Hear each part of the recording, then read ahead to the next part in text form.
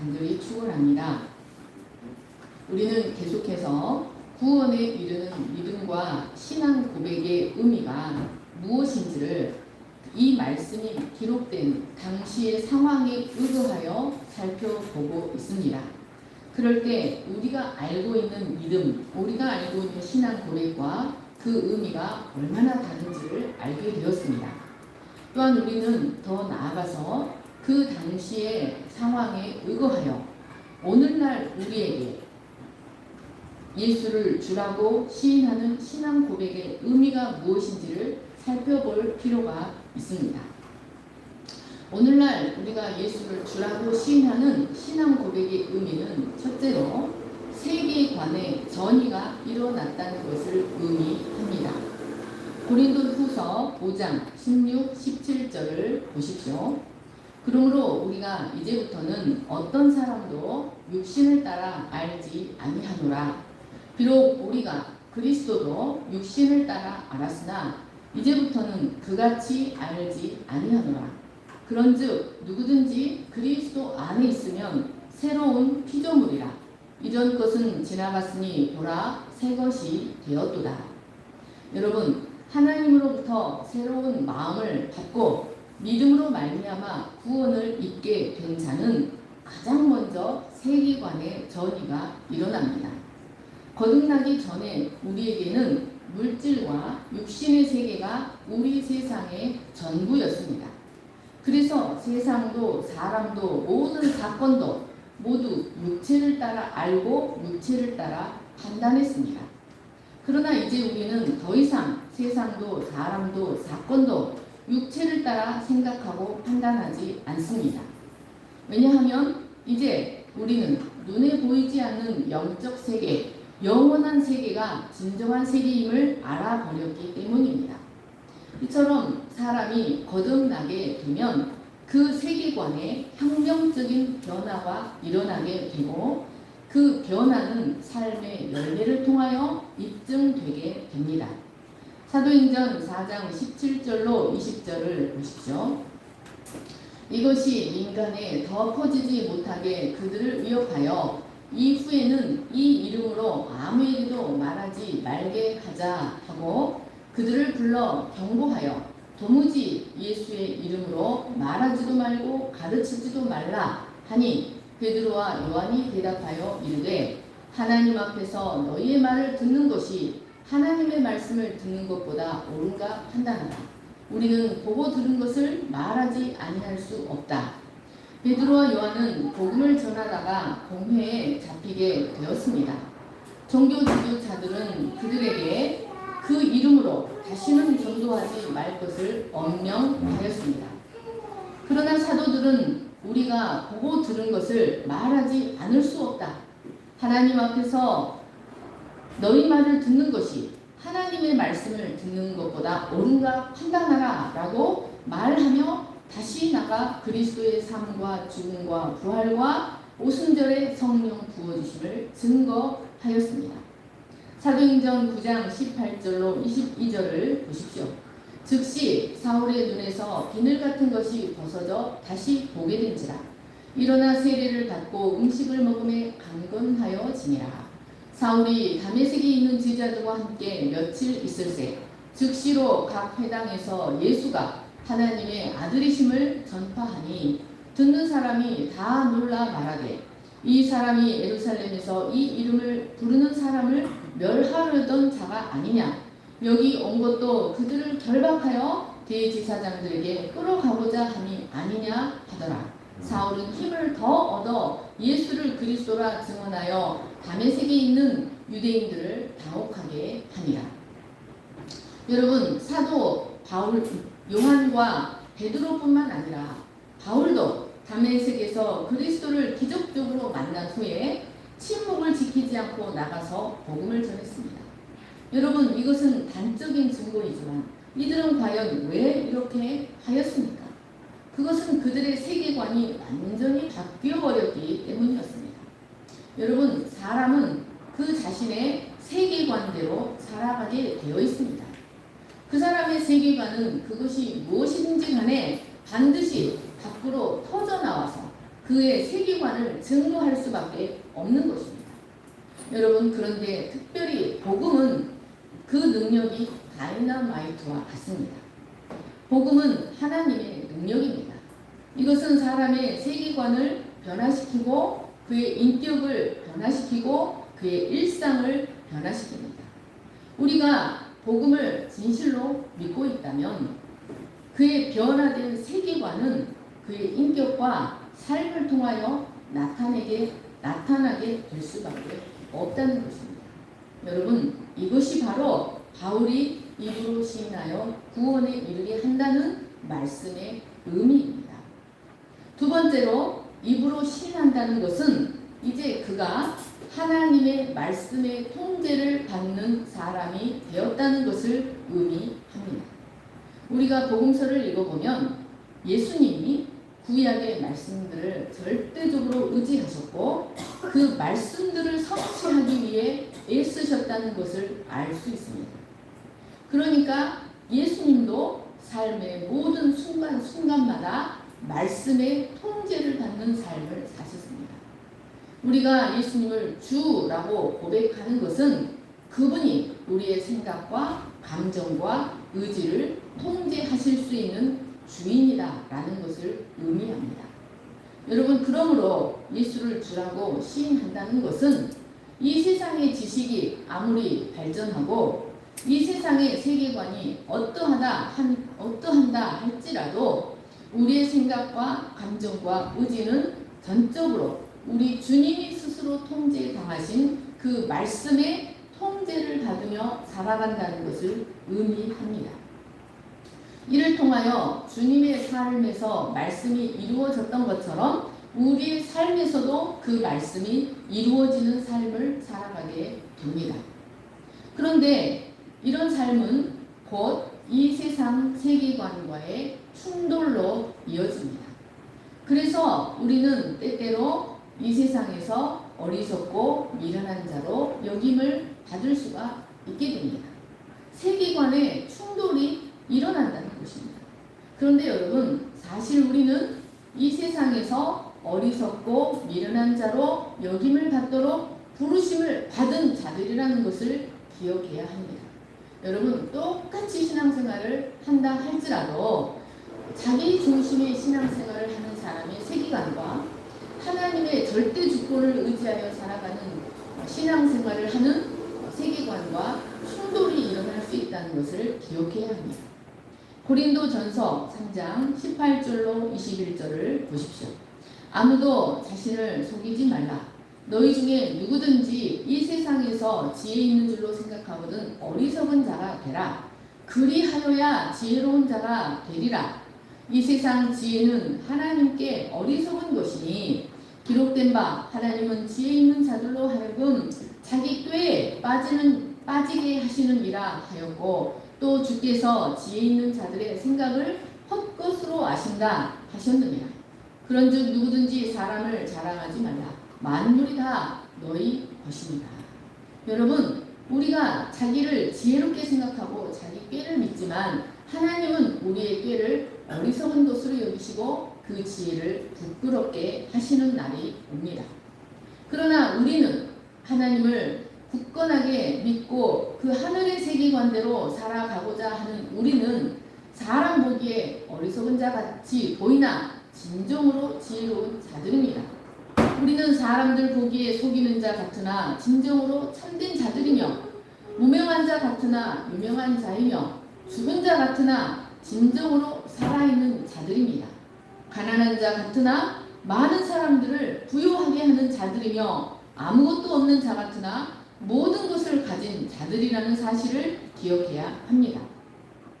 하지만 그 입으로는 예수가 나의 주님이라고 말하면서도 그 생각과 행위는 여전히 이 세상 세계관을 따르고 말씀의 통제를 받지 않고 말씀과 상관없이 살아가고 있다면 여러분, 그 입의 시인이 어떤 가치가 있겠습니까?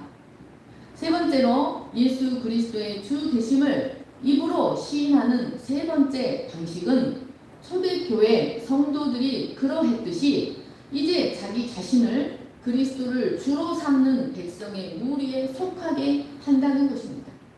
그 무리에 속하여 함께 주의 도에 대한 가르침을 받고 말씀의 교제를 계속해서 이루어가는 것을 의미합니다. 만일 우리가 같은 주님에게 속해 있다면 우리는 이제 서로에게도 속한 자라는 사실을 기억하시기를 축원합니다.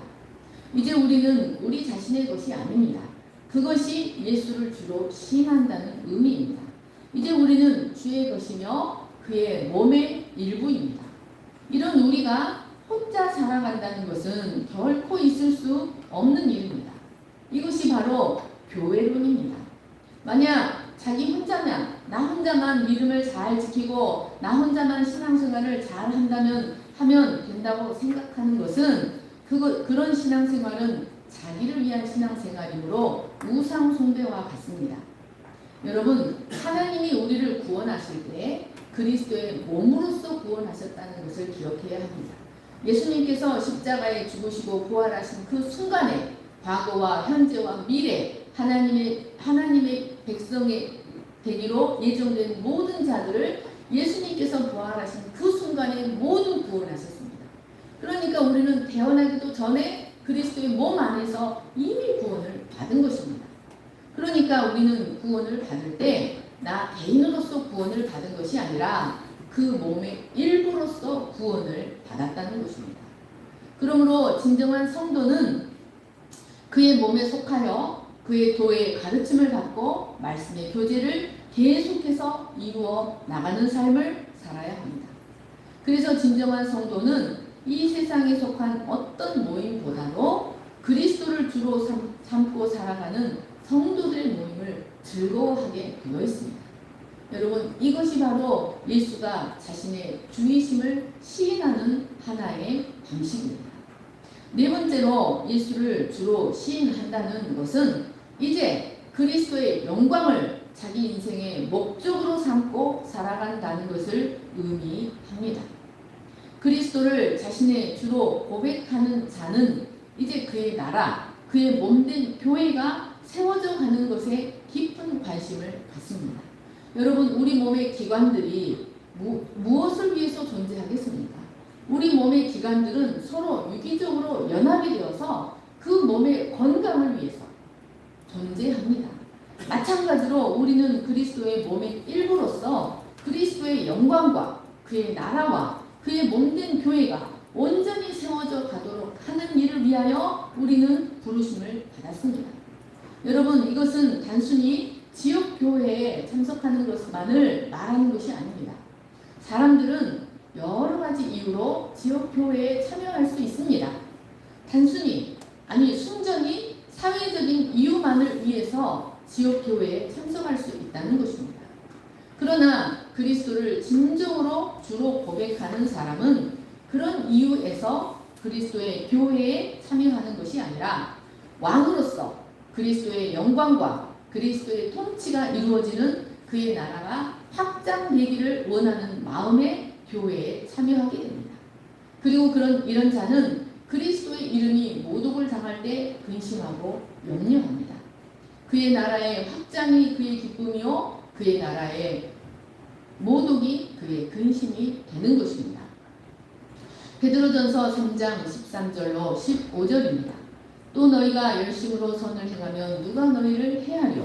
그러나 의를 위하여 고난을 받으면 복 있는 자니 그들이 두려워하는 것을 두려워하지 말며 근심하지 말고 너희 마음에 그리스도를 주로 삼아 거룩하게 하고 너희 속에 있는 소망에 관한 이유를 묻는 자에게는 대답할 것을 항상 준비하되 온유와 두려움으로 하고.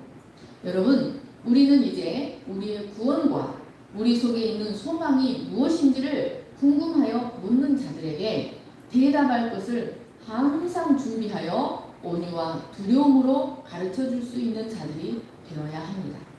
이것이 바로 예수를 주로 시인하는 삶의 방식입니다. 다섯 번째로 예수를 주로 시인한다는 것은 예수 그리스도를 부끄러워하지 않고 복음과 함께 고난을 받는 것입니다. 여기에는 그리스도로 인하여 고난받는 자를 부끄러워하지 않고 그와 함께 해주는 것 또는 그를 돕는 것도 포함이 됩니다. 디모데후서 1장 12절 16절을 보십시오.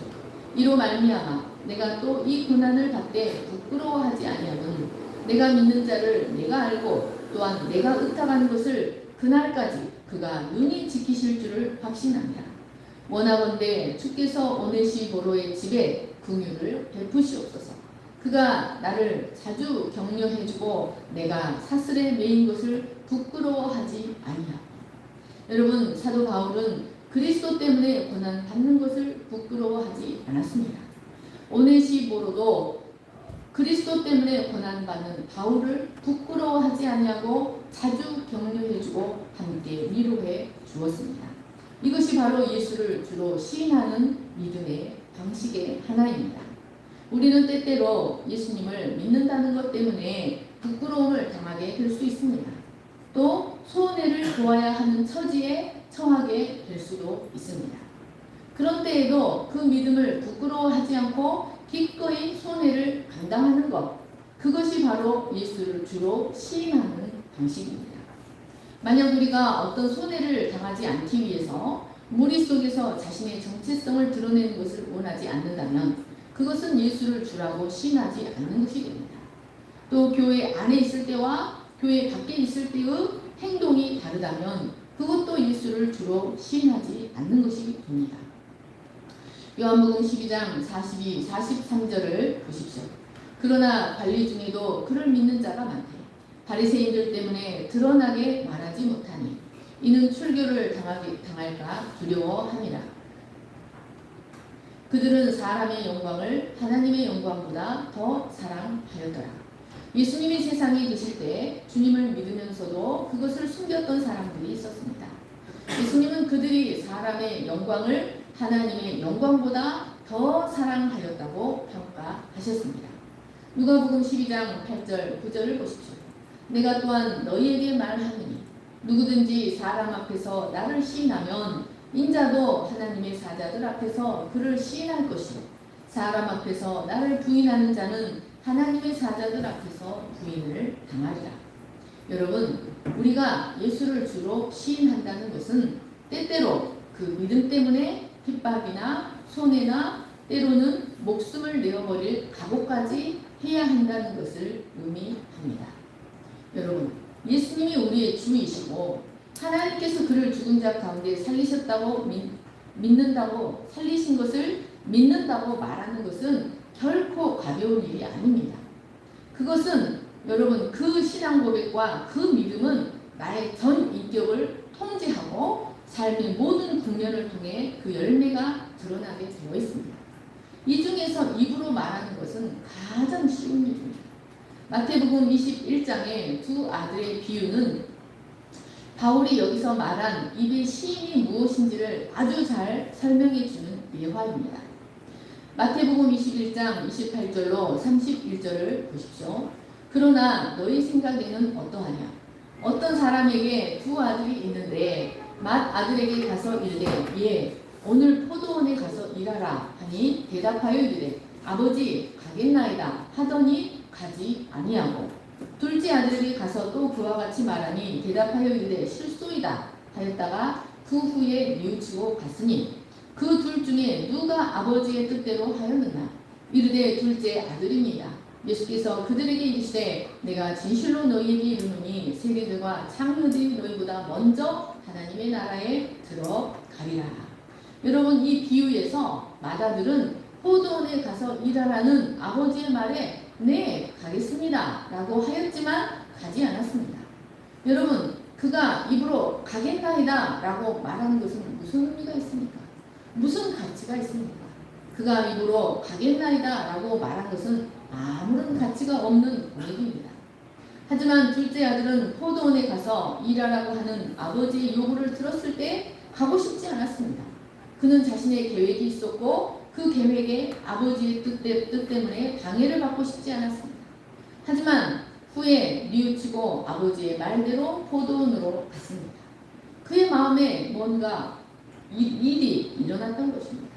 그는 결국 자신의 생각을 바꾸고 그 길을 돌이켜 포도원으로 갔습니다.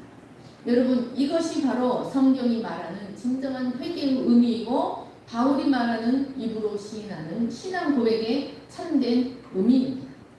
구원에 이르는 믿음에 포함되는 회개와 신앙 고백은 1차적으로는 그 생각을 바꾸는 것이고 2차적으로는 그 삶의 길을 바꾸는 것입니다. 야고보서 2장 17절로 24절입니다. 이와 같이 행함이 없는 믿음은 그 자체가 죽은 것이니라. 내가 하나님은 한 분이신 줄을 믿느냐? 잘 하는도다.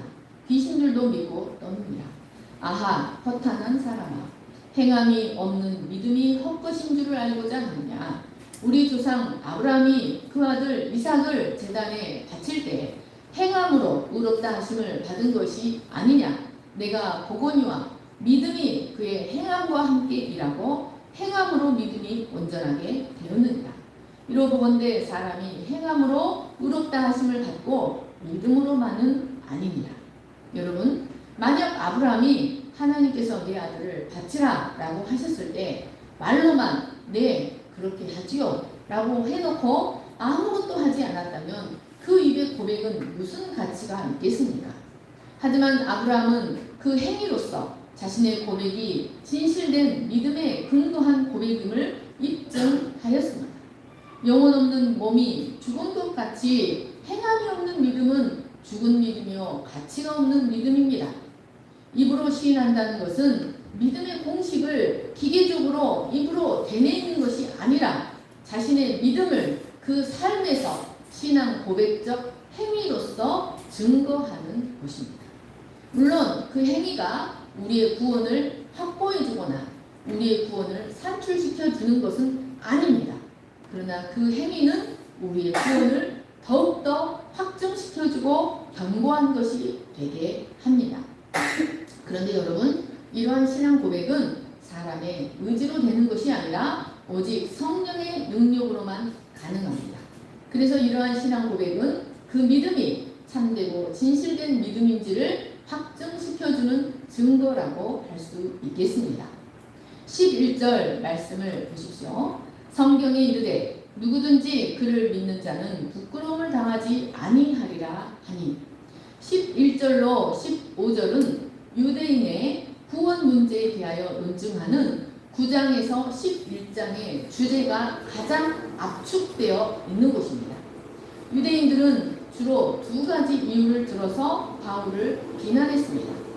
첫째로 바울이 전하는 이 신치구의 복음이 하나님이 주신 율법을 무효화시켜 버린다는 것이었습니다. 바울이 전하는 복음이 율법을 가치 없는 것으로 만들어 버린다고 비난하였습니다. 두 번째는 이방인들에게 하나님의 구원을 제시한다는 것이었습니다. 그들에게는 이방인들과 자신들 사이를 구분하는 분명한 구분선이 있었습니다. 그런데 바울은 그것을 완전히 무시하였습니다. 그래서 그들은 바울이 성령에 반하는 교리를 선포한다고 생각했습니다. 이 바울은 로마서에서 그리고 6절로 10절에서 구원에 이르는 믿음이 어떤 것인지를 자세히 증거하였습니다. 그것은 결코 인간의 심성이나 인간의 행위에서 나올 수 있는 것이 아니라 하나님이 창조하신 새로운 마음에서만 나오는 것이다. 그러므로 그 믿음은 전적으로 성령의 역사임을 증거하였습니다. 여러분, 이것이 전적으로 성령의 역사요 인간의 심성에서 나올 수 있는 것이 아니라면 사람과 사람 사이의 차별이 무슨 의미가 있겠습니까?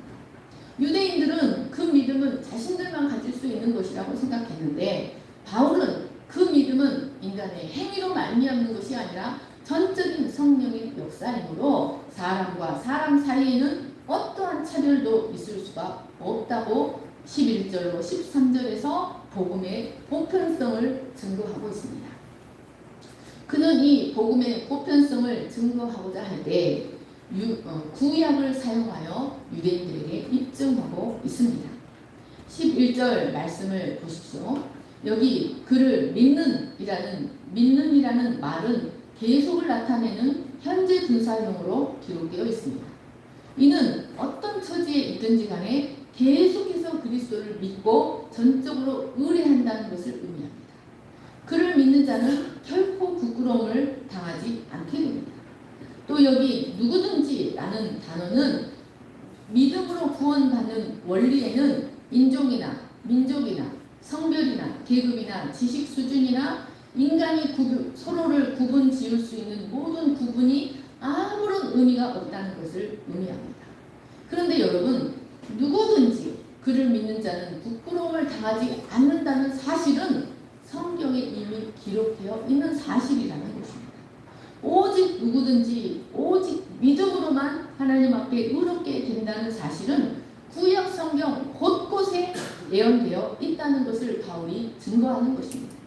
이 11절 말씀은 이사야 28장 16절 말씀을 인용한 것입니다. 이사야 28장 16절을 보십시오. 그러므로 주 여호와께서 이같이 이르시되 보라 내가 한 돌을 시온에 두어 기초를 삼았노니 곧 시험한 돌이요 귀하고 견고한 기초돌이라. 그것을 믿는 이는 다급하게 되지 아니하리로다. 이 말씀은 바울이 이미 9장 33절에서도 인용하였고 베드로도 베드로전서 2장 6절에서 인용한 아주 유명한 메시아의 예언들 중에 하나입니다. 이 이사야 28장 16절에는 그것을 믿는 이는 다급하게 되지 아니하리로다 라고 되어 있는데 70인경은 이를 부끄러움을 당하지 아니하리라 라고 번역하였습니다. 바울은 바로 이 70인경을 인용한 것입니다. 이사야는 그의 책에 장차 다가올 구원에 대하여 놀라운 진술들을 해놓았습니다. 그런데 우리는 언제나 구약의 말씀을 두 가지 관점에서 읽을 수 있어야 합니다. 선지자들은 항상 먼저 자기 당대에 처한 상황들에 대한 하나님의 말씀을 전하였습니다. 그런데 하나님은 이스라엘의 그러한 시대의 상황을 사용하셔서 더 크고 놀라운 인류 구속에 대한 하나님의 구속 계획을 계시하셨습니다. 그래서 우리는 선지자들의 말씀, 구약의 말씀을 통하여 하나님이 계시해 놓으신 구속 계획을 읽어낼 수 있어야 합니다. 하나님은 언제나 언약을 배반하고 이스라엘이 언약을 배반하고 타락해 갈 때 선지자들을 통하여 먼저 경고하셨습니다. 내가 대적들을 일으켜 너희를 징벌할 것이다 라고 경고하셨습니다. 그러면 선지자들은 하나님의 마음을 품고 고통 가운데서 그 말씀을 증거했습니다. 그런데 하나님의 경고는 언제나 경고로만 끝나지 않고 너희가 회개하면 내가 다시 회복시킬 것이라는 약속으로 끝을 맺습니다. 구약은 이러한 패턴의 말씀들이 계속 반복됩니다. 우리가 역대기를 읽을 때에도 이러한 말씀이 반복되는 것을 볼 수 있었습니다.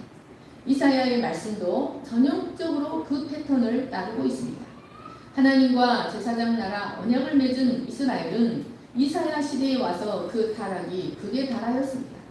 하나님은 이런 이스라엘을 징계하기 위하여 아수르와 바벨론 같은 무서운 대적들을 일으키셨습니다.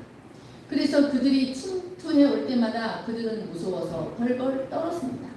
그런데 하나님은 그 무서워하는 이스라엘을 위하여 시온의 구원의 기초돌, 보배로운 돌을 세웠으니 그를 온전히 믿고 의지하면 결코 부끄러움을 당하지 않게 될 것이라고 약속하셨습니다. 바울은 바로 이 인용구를 사용하여 구원은 하나님이 친히 시온에 세우신 구원의 기초돌을 믿는 믿음의 문제이지 행함의 문제가 아니라는 사실을 확증하고 있습니다. 그러니까 여러분, 우리가 역대기를 읽을 때 하나님이 선지자들을 통해서 히스기야에게, 요시야에게 계속해서 하나님을 믿으라고만 강조하지 않습니까?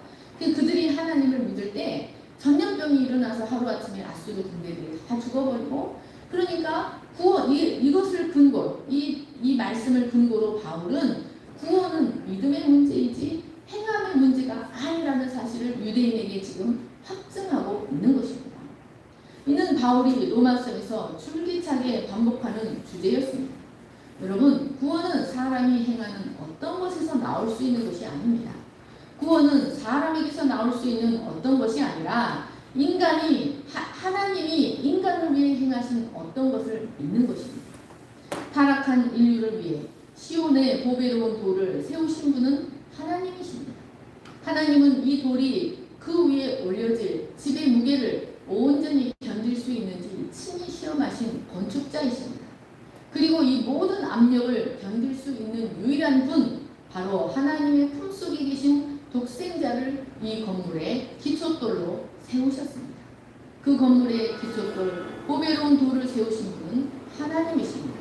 세상을 이처럼 사랑하사 자신의 아들을 십자가에 세우신 분은 하나님이셨던 것입니다. 여러분, 이것은 모두 하나님의 행위이지 인간이 할 수 있는 일이 아닙니다. 그리고 그리스도는 하나님이 맡기신 모든 일을 완전하게 이루어 내셨습니다. 우리가 할 일은 오직 그를 절대적으로 믿는 것입니다. 여기 부끄러움을 당하지 않는다는 말은 두 가지 뜻으로 살펴볼 수가 있습니다. 첫째로 마지막 심판 때 거절을 당해서 구원을 얻지 못하는 수치를 당하지 않게 될 것이라는 의미입니다. 유대인들은 율법을 지키고 선한 행실을 통해 하나님 앞에 자신을 세우고자 하였습니다. 이런 그들에게 늘 믿음보다 행위가 앞서는 그들에게 오직 믿음으로만 의롭게 되어 하나님 앞에 설 수 있다고 주장하는 복음은 만약 그러다가 하나님 앞에서 거절당하면 어떡하나 하는 불안감을 갖게 할 수밖에 없었습니다.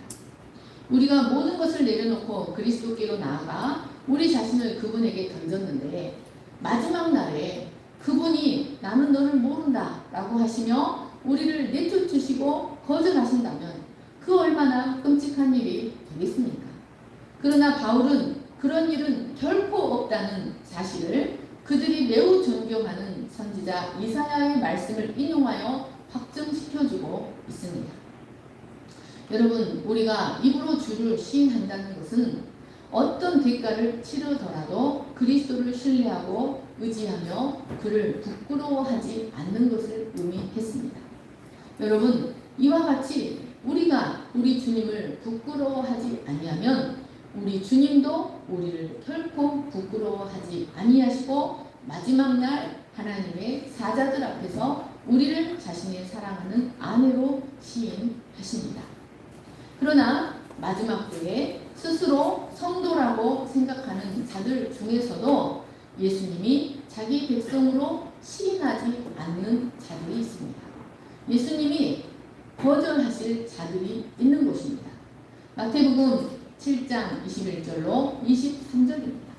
나더러 주여 주여 하는 자마다 다 천국에 들어갈 것이 아니오 다만 하늘에 계신 내 아버지의 뜻대로 행하는 자라야 들어가리라. 그날에 많은 사람이 나더러 이르되 주여 주여 우리가 주의 이름으로 선지자 노릇하며 주의 이름으로 귀신을 쫓아내며 주의 이름으로 많은 권능을 행하지 아니하였나이까 하리니 그때 내가 그들에게 밝히 말하되 내가 너희를 도무지 알지 못하니 불법을 행하는 자들아 내게서 떠나가라 하리라. 여러분, 예수님께서 마지막 날에 그들을 알아주지 않으시고 그들을 거절하는 것은 그들이 거짓 선지자들이기 때문입니다. 그러나 참된 믿음의 고백을 한 참된 신자는 결코 부끄러움을 당하지 않게 됩니다.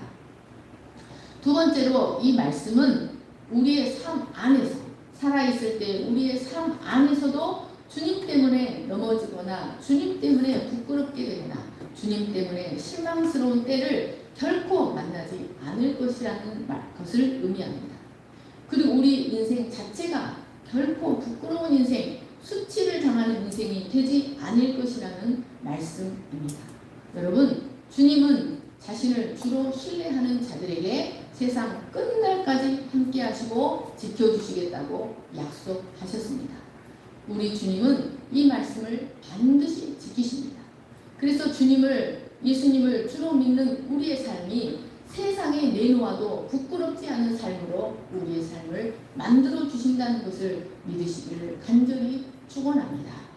여러분, 우리가 우리를 위해 구원의 행위를 행하신 하나님을 믿을 때 결코 다급하게 되지 않고 결코 부끄러움을 당하지 않게 되는 이유가 무엇입니까? 그것은 바로 그리스도께서 우리가 당해야 될 모든 수치를 십자가에서 다 당해주셨기 때문입니다. 그리고 그의 부활로서 우리의 유익과 우리의 구원을 가로막고 반대하는 모든 원수를 다 물리치셨기 때문에 우리는 마지막 때에도 우리의 인생 중에도 결코 부끄러움을 당하지 않는다는 사실을 굳게 기억하시기를 간절히 축원합니다. 제가 기도하겠습니다. 사랑과 은혜가 풍성하신 하나님 아버지, 우리가 많은 시간에 걸쳐서 구원에 이르는 믿음이 무엇인지, 입으로 시인하는 신앙 고백의 의미가 무엇인지를 살펴보았습니다. 하나님 아버지, 하나님께서 우리를 선택하시고 불러내셔서 우리 안에 새로운 마음을 창조하시고 그 믿음에 정금보다 더 귀한 믿음을 부으셨다면 그 믿음은 우리의 삶을 통해서 소리치게 될 것입니다. 그 믿음은 우리의 인격과 우리의 삶의 열매를 통해 증거될 수밖에 없을 것입니다. 그것이 바로 입으로 시인하는 신앙 고백적인 삶입니다. 하나님, 우리의 삶이 이제는 그리스도의 몸에 속하여 그리스도의 교회를 세우기 위해 부름받았다는 사실을 기억하게 하시고 우리의 삶의 목적이 그의 영광과 그의 나라가 되게 하여 주시옵소서. 오직 성령이 우리를 주장하여 우리의 삶을 이렇게 이끌어 가실 때 마지막 날에도 우리를 거절하지 아니하실 뿐만 아니라 우리 인생 자체도 결코 그 세상 어디에 내놓아도 부끄럽지 않을 인생으로 되게 하실 줄을 믿습니다. 이 약속을 굳게 붙들고 살아가는 저희들이 되게 하여 주시옵소서. 감사하며 거룩하신 예수님의 이름으로 기도합니다. 아멘. 네, 우리 일어나셔서 주가 일하시네 찬양하시면서 예물을 드리겠습니다.